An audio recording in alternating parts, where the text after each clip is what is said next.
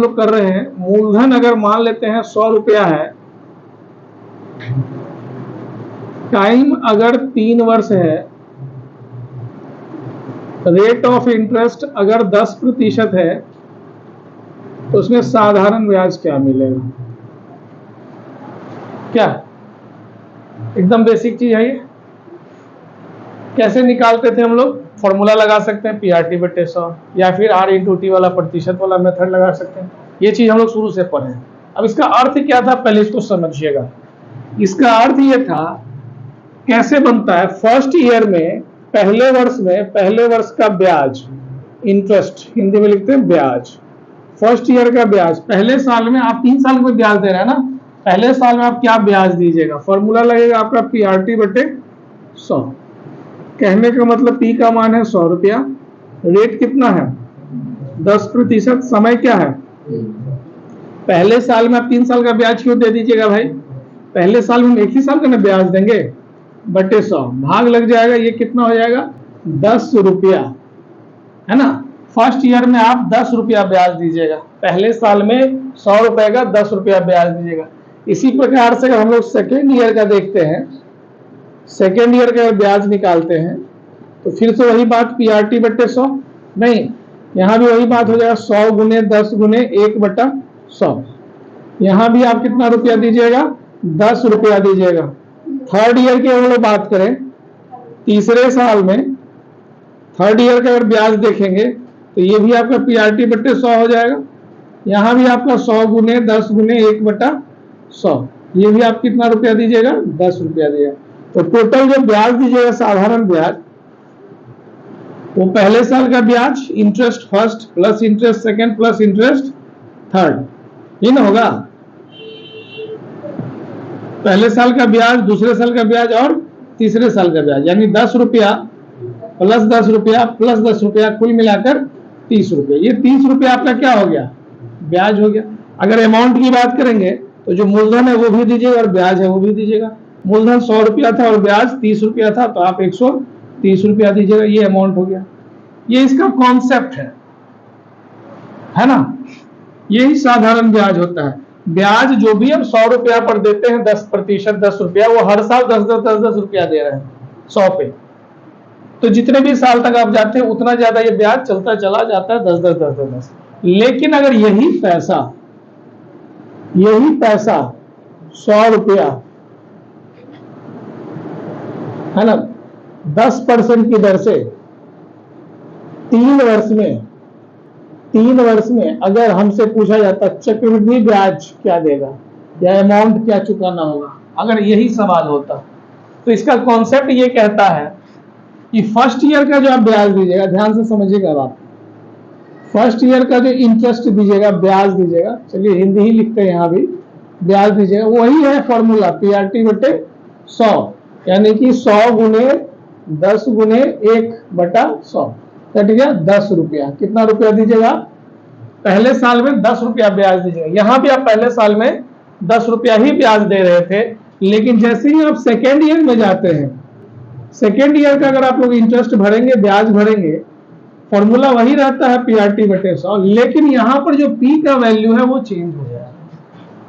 यहां पर P क्या कहता है कि पिछले साल का जो ब्याज है, ध्यान से समझिए, पिछले साल का जो ब्याज है वो हम मूलधन में जोड़ करके अगले साल का ब्याज बनाएंगे। यानी कि मूलधन जो मेरा 100 रुपया था, उसमें आप पिछले साल का ब्याज 10 रुपया जोड़िए, ये मेरा अगले साल का क्या होगा, P होगा, ये क्या कहते हैं, मूलधन होगा, है ना, इंटू रेट जो आपका लग रहा है 10% टाइम 1 साल बटे 100, यानी कि हो जाएगा 110 गुने 10, है ना, 0 कट गया, ये कितना रुपया हो गया, 11 रुपया हो गया। ये देखिए यहाँ 10 है, यहाँ 11 है, और यहाँ देखेंगे आप, पिछली बार 10 था, अगली बार 10 है, फिर अगली बार 10 ही है, लेकिन यहाँ देखिए पिछली बार 10 रुपया ब्याज दिए थे, अगली बार आप 11 रुपया ब्याज दे रहे, 1 रुपया ब्याज ज्यादा लग रहा है, यही है चक्रवृद्धि ब्याज।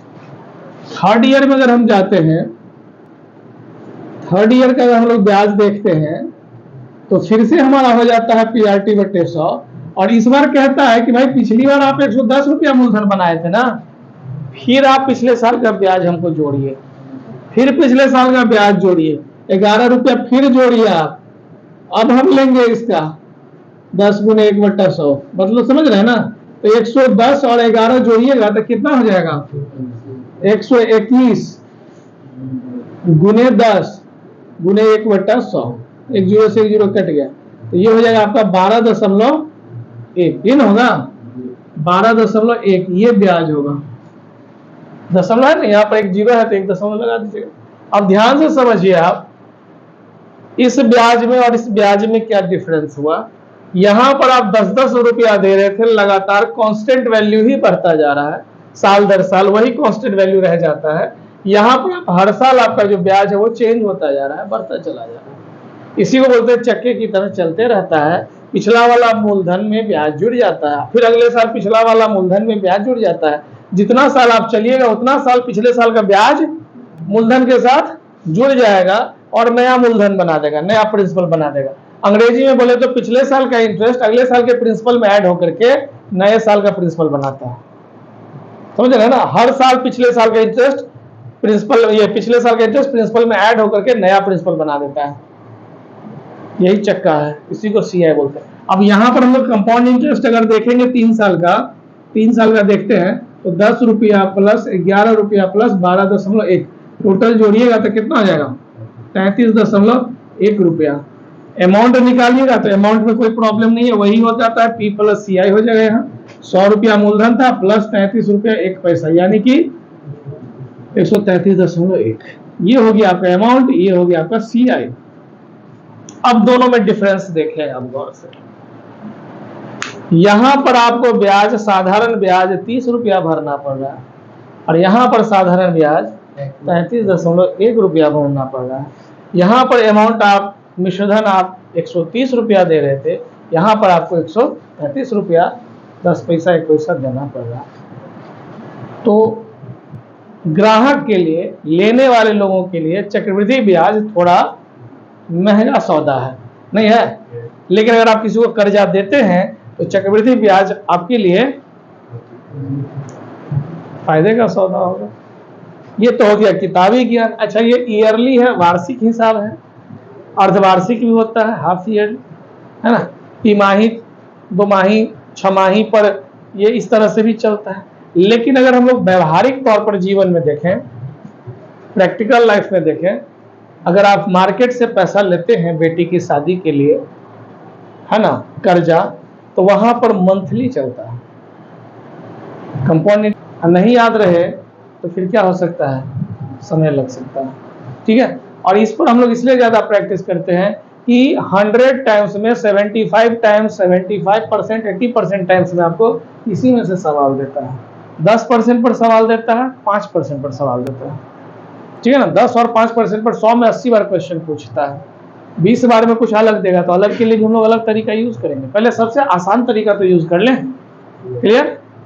तो जल्दी से इसको ऊपर वाला बॉक्स नोट डाउन कर लीजिए, इसको छोड़ दीजिए, तो ये भी वाली बात है, इसमें कोई दिमाग नहीं लगाना है, लेकिन इसको बढ़िया से लिख लीजिए क्योंकि आपको याद करके लाना पड़ेगा।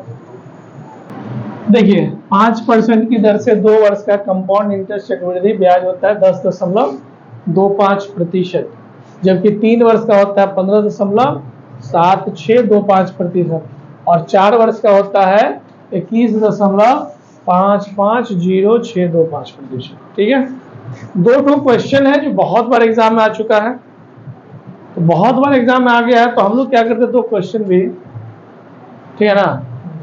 1000 रुपया पर 5% की दर से 3 वर्ष का सीआई इतना बनता है 1576 और अमाउंट इतना 8,000 तो खैर बहुत आता है। 5% दर से 3 वर्ष का सीआई बनता है 1261 और अमाउंट बनता है 1261। हाँ, क्लियर है, ये ध्यान से समझिएगा। मान लीजिए 2% पर 3, 4% पर,